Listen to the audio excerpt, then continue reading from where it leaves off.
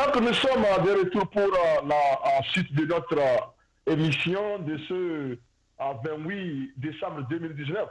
À présent, nous allons aborder la question des candidatures à l'élection présidentielle au Togo. Nous allons inviter notre, nous allons demander à notre invité de faire, d'apprécier ce qui se passe au Togo à l'heure où nous vous parlons.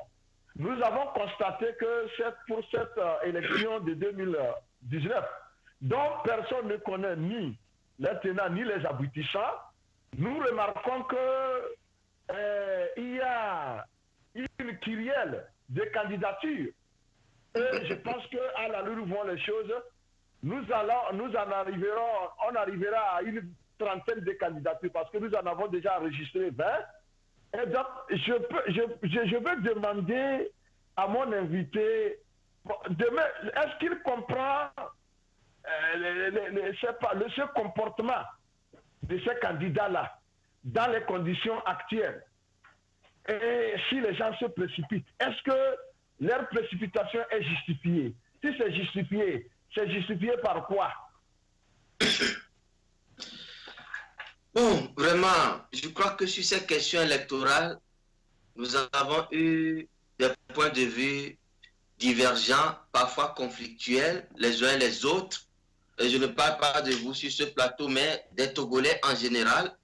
Oui. Et il y en a certains, quand je parle, j'ai envie de dire des mots qui ne sont pas jolis. J'ai envie de les appeler des farfelus parce qu'ils donnent des arguments farfelus et je me demande dans quel sens eux ils réfléchissent. Est-ce que nous sommes dotés de la même capacité à analyser les choses et à en tirer bon compte? Parce que certains disent qu'on aille aux élections, pas le pouvoir ira aux élections et gagnera. Bon, alors qu'il y aille sans nous, et là, il est sans légitimité, plutôt que d'aller avec nous et de nous battre à chaque fois et de se moquer de nous et que de la sorte nous lui accordons une légitimité. Ou soit nous avons mis en place les moyens conséquents pour garantir la vérité des urnes, ce qui est chose impossible actuellement au Togo, parce que en 2019, aux élections locales, nous avons vu, puisque les élections législatives, l'opposition n'y a pas participé, donc ils ont bourré naturellement les urnes. Il n'y a pas eu même 2% de l'électorat togolais qui est parti voter. Mais ils ont gonflé les chiffres. Et aux élections locales de 2019, nous avons vu les tricheries à vue d'œil, à ciel ouvert, à Baguida et un peu partout. Dans la capitale, les gens n'ont pas honte de tricher. Où il y a partout les caméras, les diplomaties, les représentations internationales, etc. Et qu'en sera-t-il des contrées où l'opposition n'a pu mettre pied, où le MPT considère comme précaré et que nul n'a le droit de venir chercher quoi que ce soit là-bas? En avons-nous la petite idée de ce que la fraude a constitué là-bas? Et ces opposants, le pire est qu'ils ne parlent même pas d'une même voix. Bon, on dit l'union fait la force. Sauf que cette opposition a eu tout ensemble sauf l'union. Il y a même que certaines parties sont créées pour attaquer d'autres et occuper leur place. C'est ce qui accourt actuellement au Togo. Et quand certains arrivent à attraper une parcelle du pouvoir et voir un autre parti naître et émerger, là, ils prennent ça comme de la provocation et envoient leur chien de garde sur la toile pour faire la guerre. Donc, les gens qui se déclarent pour les élections, j'ai essayé de faire leur psychanalyse. Et j'ai compris que c'est des gens qui ont créé leur parti pour le folklore politique, pour être dans le décor politique. Et un politologue ici à Genève, Apédo Joseph, a bien dit que notre opposition togolaise, et je précise, ce n'est pas de moi que ça vient, en dehors du PNP, et moi j'ajoute, en dehors encore du parti des Togolais, dont le leader est en exil aujourd'hui, qui a en tant que génie informaticien, a décelé les fraudes sur les fichiers électoraux, la corruption du fichier électoral, et qui a déclaré qu'avant même qu'on aille aux élections, la fraude des fichiers électoraux accorde déjà 29% des suffrages à Fogna Singbe. Donc, cela étant, nous partons du principe que, en dehors de ces deux partis-là, c'est moi qui ajoute le parti des Togolais, l'opposition a été montée de toutes pièces par le pouvoir en place et par la France, qui n'a pas voulu vraiment que les peuples africains changent et lui échappent. Nous voyons la folie de Macron quand les peuples africains se lèvent aujourd'hui pour réclamer la fin du franc CFA. C'est un chef d'État d'un autre continent, qui s'est dit n'être jamais concerné par le franc CFA, qui vient nous dire comment nous devons utiliser notre argent et la décision qu'elle prend de nous garantir. Bon, juste pour résumer, la France a anticipé sur le changement des peuples. Donc, il faut accorder aux Africains une opposition qui les mène en bateau. Une opposition qui nous fait tourner en rond. Pour preuve, ça fait 30 ans que nous avons tout mis en œuvre, avec le lot de sacrifices que nous avons consenti, avec les lots de victimes que la population innocente a connues. Mais qu'est-ce qui a changé? Et depuis le 19 août 2017, nous avons retrouvé l'espoir du changement. On y était presque. Sauf que certains habitués de liens incestueux avec le pouvoir, qui se disent opposants, ont trouvé encore sujet à monnayer la lutte populaire du peuple contre des mallettes. On nous dit 30 millions, mais c'est plus que 30 millions. Je ne reviendrai pas là-dessus. Mais si c'est que les 30 millions, alors eux-mêmes, ils nous montrent comment ils sont à Banjo. C'est-à-dire qu'ils ne coûtent pas cher. Parce que moi, un leader étudiant, en 2005, on m'a proposé combien? 45 millions. J'ai dit non, j'étais pauvre. Ils ont triplé la mise, 150 millions. J'ai dit, je vais faire quoi avec cet argent? Je veux 80 000 comme tous les autres étudiants. Ça m'a valu la prison. Ça m'a valu tout ce que les gens savent de moi. Et l'exil où je suis, ça fait déjà 14 ans. Donc, ils se sont vendus à Banjo, je disais. Et en voulant au PNP de les avoir empêchés d'aller aux élections législatives pour au moins avoir quelques 3, 4, 10, 15 députés par ici, pour garantir au moins quelques rentrées financières par mois, parce que chaque député de chaque parti était tenu de verser une redevance au parti au nom duquel il a été élu député, dont il a cette largesse-là que tous les Togolais n'ont pas. Donc, un parti qui perd ses députés, c'est un parti qui perd des rentrées financières énormes. Et les chefs ne peuvent plus circuler dans des voitures qu'ils veulent. Exactement. Il n'aura plus de chauffeurs ou de gardes par le contribuable. Alors, on s'est frayé un moyen de trouver quand même une parcelle de Lomé et de s'accrocher là-bas. Donc, moi, je dirais tout simplement que en voulant au PNP de les avoir fait rater les rentrées financières mensuelles, régulières et colossales en décembre 2018, ils ont juré par tous les moyens de participer à la forfaiture des élections locales de juin 2019 que nous avons vu. Les fraudes à vue d'œil, et Dieu faisant les choses quand même, puisque la crainte du RPT était qu'il n'y ait pas un maire tout-puissant à Lomé qui soit un contre-pouvoir du chef de l'État à Lomé. Parce que c'est ce maire qui est le chargé administratif de la ville, c'est de lui que dépend la ville de Lomé. Donc, on a morcelé la commune de Lomé, la ville de Lomé en 13 communes. Mais la nature faisant les choses, puisque le peuple ne veut plus de ce régime, les deux communes poumons de Lomé, Golf 1 et Golf 4, qui habitent l'administration, les banques, les commerces et la zone portuaire Golf 1, le port autonome, le poumon économique du Togo, sont tombés aux mains de l'opposition.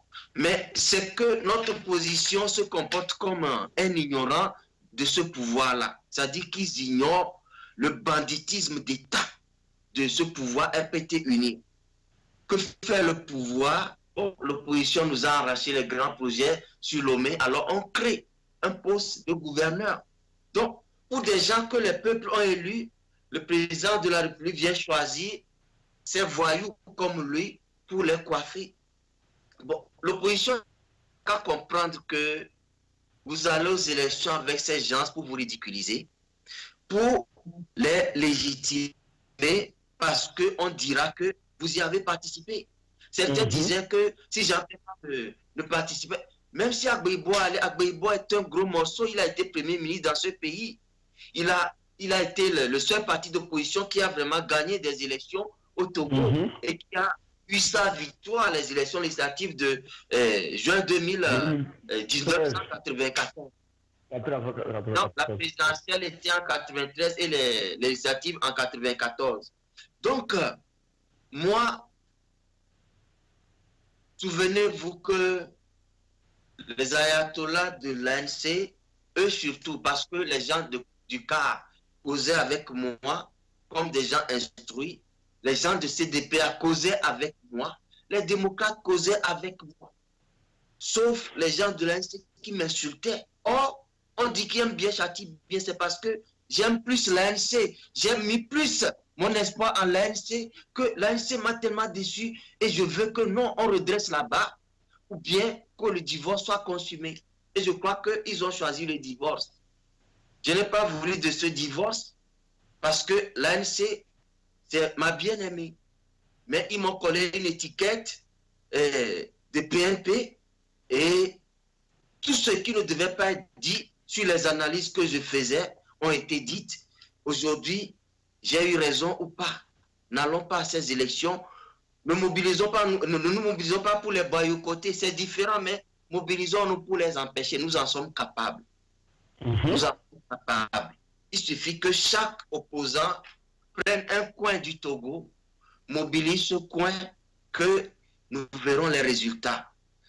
Jusqu'au 19 août, le PNP seul a mobilisé. Après le 19 août, les leaders se sont contactés des communiqués. Seul le PNP organisait des réunions hebdomadaires et mobilisait la population. Et aujourd'hui, il est toujours le seul à mobiliser et on l'en empêche. Mais quand il s'agissait des élections locales, toute l'opposition, c'est comment rentrer dans les confins du pays, aller chercher les voix, aller mobiliser les gens. Bon, quel est ce paradoxe? Il faut juste conclure que nous avons une opposition électorale et comme ils ont si bien inventé la révolution électorale qui n'existe pas. Parce que je dis, une révolution qu'on ne peut pas faire tout de suite ne peut ni être faite avant ou pendant ou après les élections. Parce qu'on se servira du peuple pour le faire.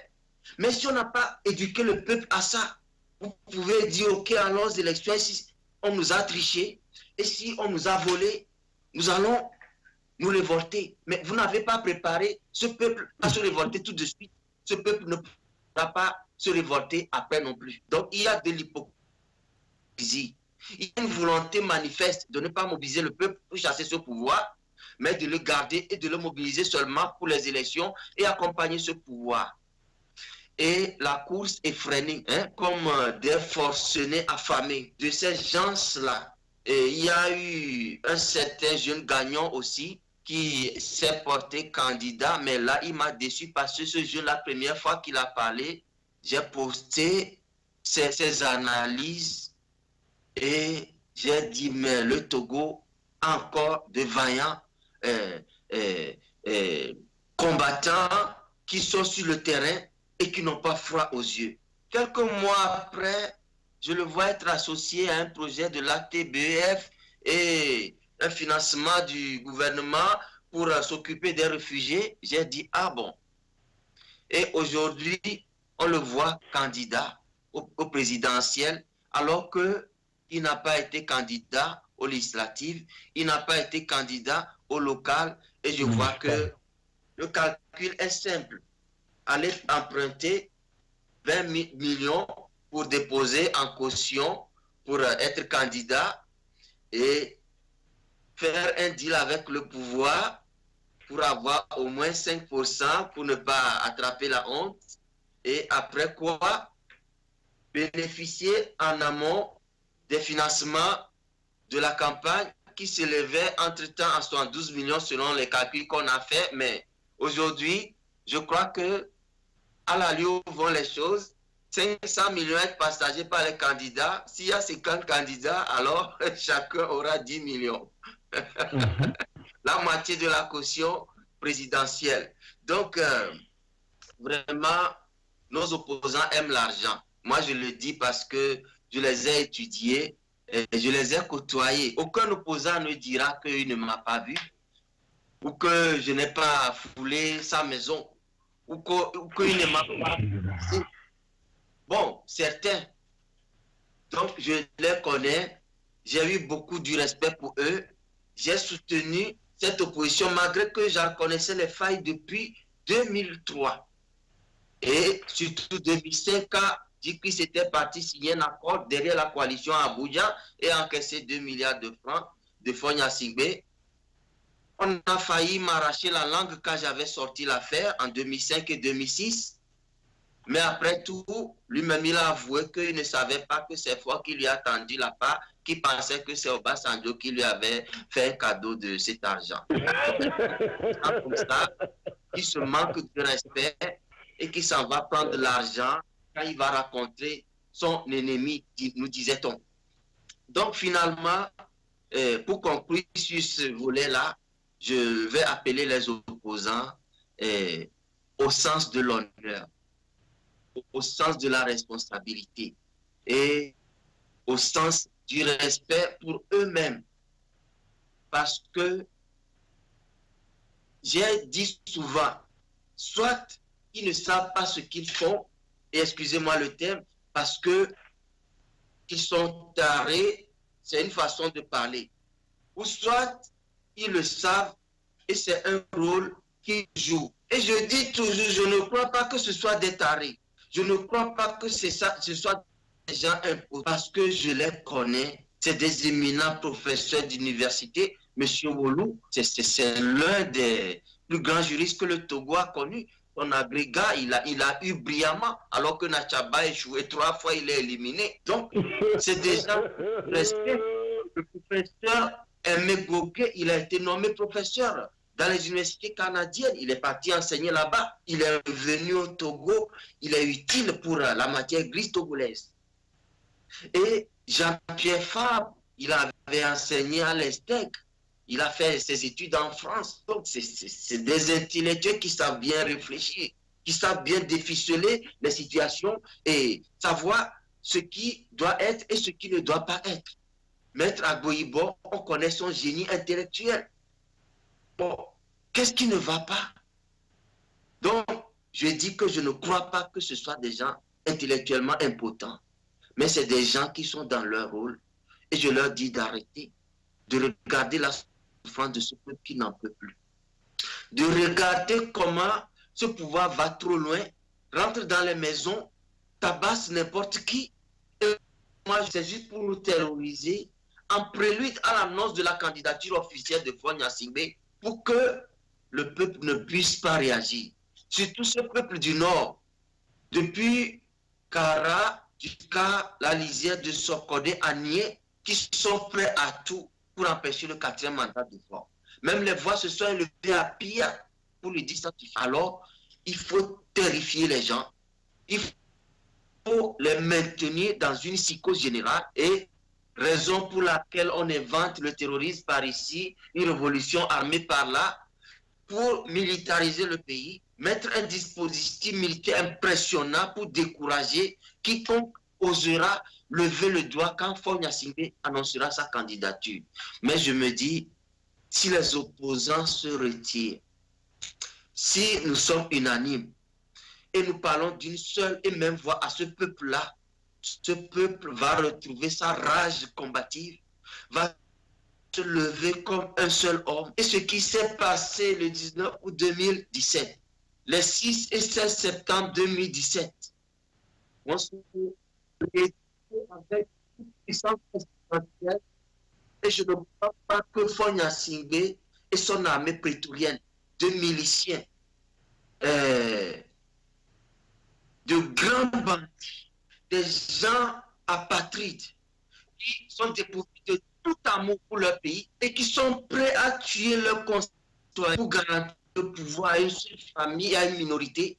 Je ne pense pas qu'ils puissent tenir devant la rage de ce peuple-là qui va se lever comme un seul homme. Tout dépendra de la conduite de nos opposants. Tout dépendra de ce qu'ils vont mettre l'intérêt du peuple en avant de leur intérêt visant.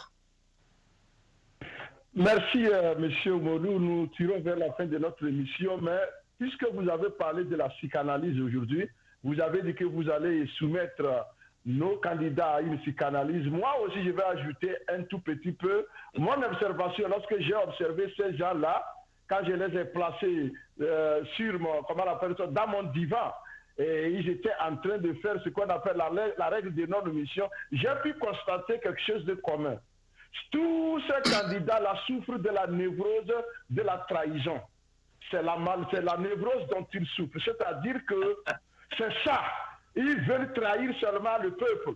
Et nous n'allons pas l'accepter. Nous leur avons déjà dit, il y a de cela un mois. À la chronique, on a dit, nous leur donnons un mois afin qu'ils puissent réfléchir par rapport à leur candidature.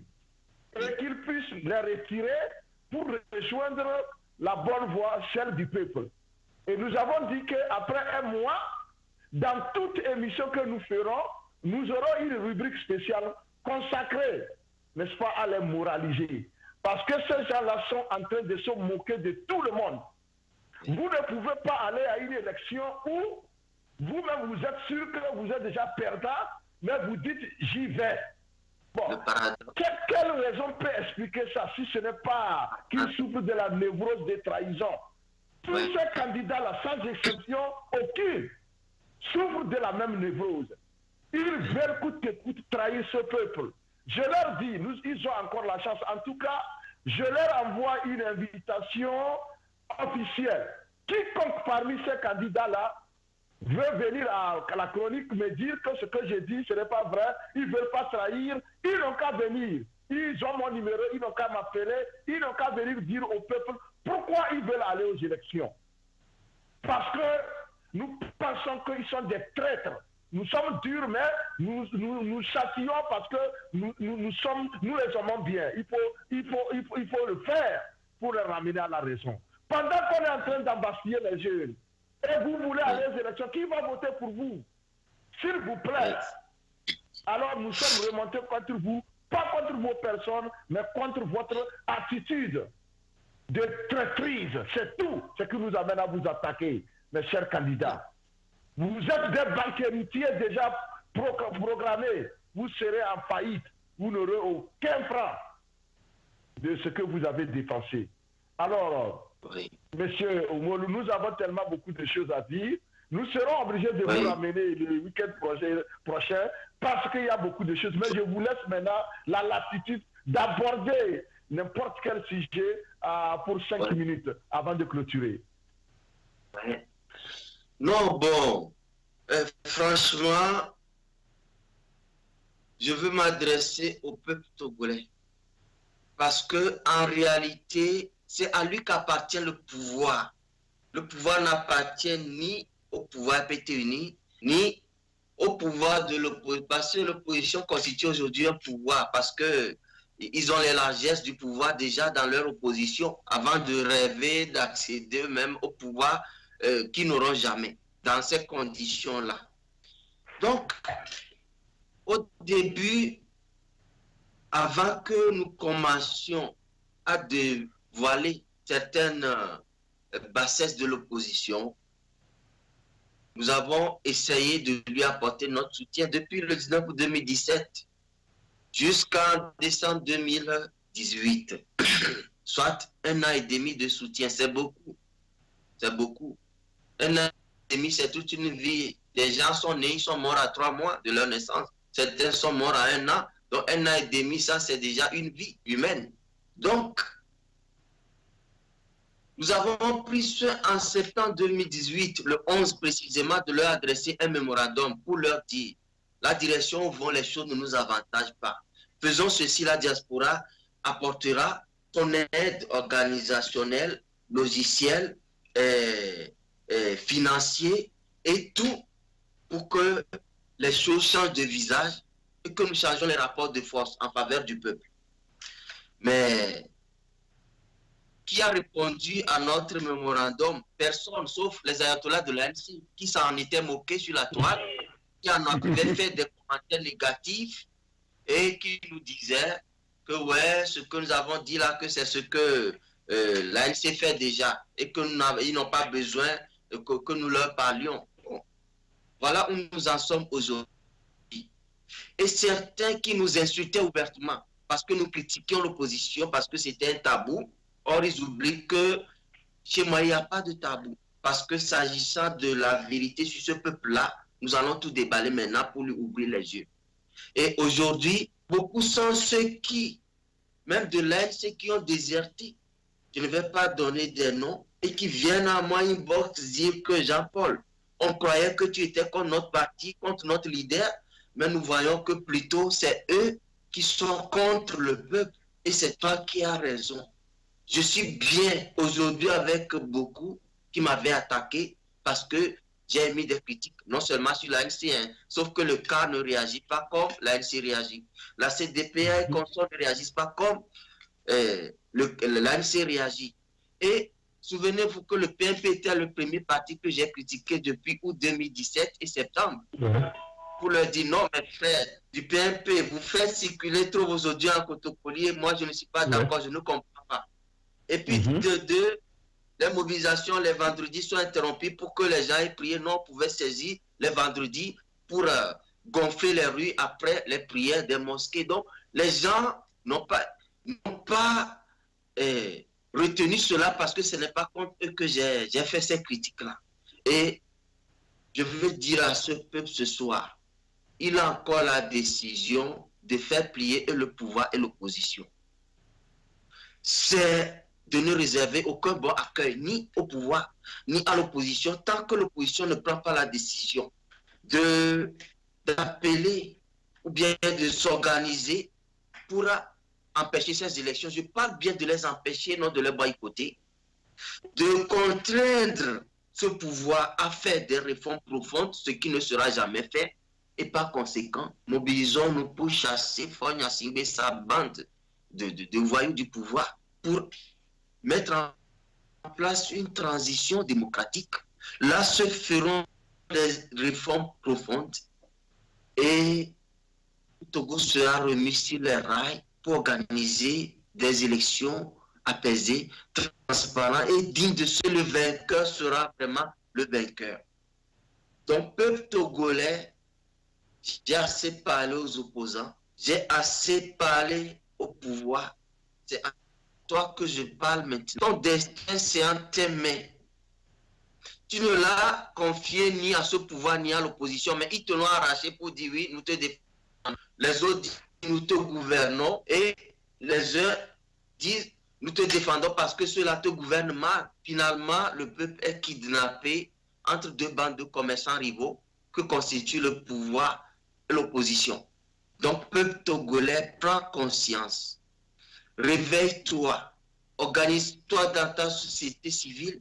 Organise-toi autour des imams et des évêques, des prêtres qui sont engagés à tes côtés, qui comprennent ta misère et qui veulent que ça aille mieux pour toi. Si nous le faisons ainsi, c'est les politiciens qui vont nous suivre et faire notre volonté et non que ce soit nous qui nous laissons manipuler par eux. Et ni le pouvoir non plus ne pourra nous manipuler. Sur ce, j'appelle le peuple à prendre courage. Seule la lutte peut nous libérer.